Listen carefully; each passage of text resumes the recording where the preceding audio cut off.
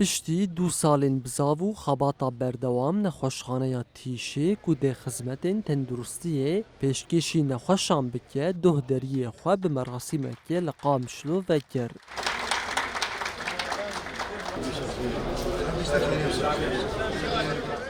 Di nexweşxaneyê de alavên pêşketî û karînên ku dikarin nexweşên giran derman bikin, cih digirin ku ev yekemîn nexweşxaneya bi vî awayî li ser asta Herêmê ye.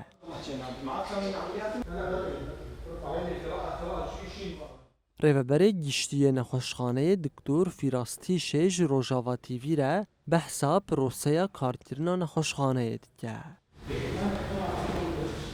عناية مشددة مجهز الجميع بأكسجينات مركزي بسكشن مركزي بهواء مركزي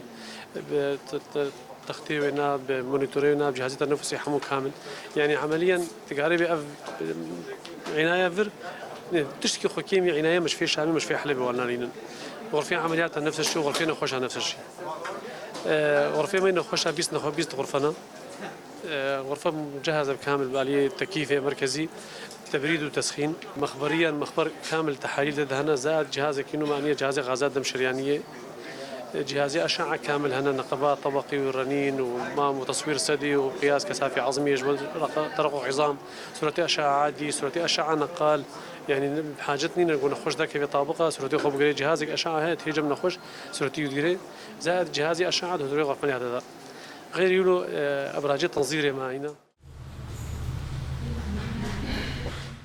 Herwiha bijîşkên nexweşxaneyê diyar dikin ku ew ê bi tevahî karînên xwe xizmetî gelê Herêmê bikin. غرفة عناية مشددة 4 غرفة عملياتنا 6 حاضنة زاروكين وتشيبوينا ودغا واصنا وقت جزارك يدبن جهاز أكسجين مركزي هيا منافس هنا دي جهاز ششنا قرشكانا